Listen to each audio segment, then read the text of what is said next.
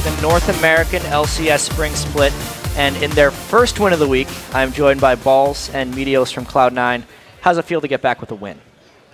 It feels pretty good. You know, we lost our last game of last week, so we were kind of sad, but we got to win this week, so it's good. Yeah, and Balls, actually, could you talk to me a bit about maybe what the team mindset was like after losing to Dignitas, which is a big surprise for everyone? After losing to Dignitas, we were like, wow, what happened? How did we lose to Dignitas?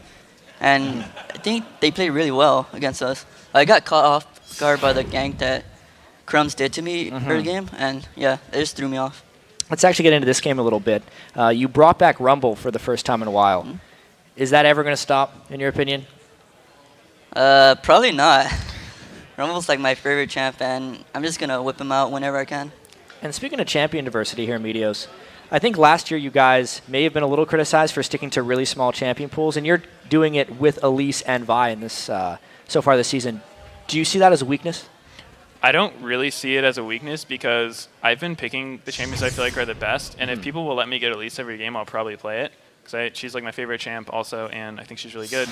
But we do have a lot of stuff prepared if we don't get the champions that we want. Right. So we're not necessarily limited to these champions, but we just feel they're the best, so we're going to go with them. Yeah, and this game actually went pretty well for you guys. Once you got a lead, there was actually a sneak attack, which we have a clip we're going to be able to bring up right here, that Curse planned on you guys but didn't quite work. Walk me through your guys' reaction when this initiation happened to you.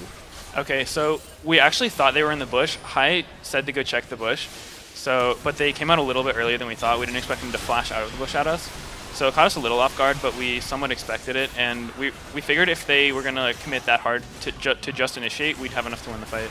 And Balls, you were just kind of waiting in the wings there with an equalizer. Is that a perfect fight with Rumble? Yeah, whenever like they go on us, it's like just my time to shine, pretty much. Putting down the equalizer. Something that's interesting is last year you guys had total domination of the North American scene, 25-3, and then you faltered a little bit on the world stage. Do you have a what's your mindset now coming into this year? I think we got a little bit complacent last year because if I go back and watch our games, I don't actually think we were that good. I think what we did worked, kind of, but I don't think we were doing all the right things all the time. And so even this year, I don't think we're as good as we can be, and we still have a lot to work on and practice and improve and hopefully be able to compete against the Koreans at some point. So would you actually say your focus would be more on like the SKT and the teams in Korea, or is it still focused on North America? I guess it's kind of both. If we play well enough to be on the level of SKT, will probably be good enough to beat teams in NA too. And final question for you guys here: who do you actually see as your biggest threat in North America coming through the rest of the season? Biggest threat is probably TSM. Yeah, it's gotta be TSM. Because you guys did beat them in the first game. Still TSM. Yeah. They're really good. All right. Well, thank you very much for the interview, guys. Congratulations on your victory. And for now, we're going to send it back across the studio to Ribbon Cope.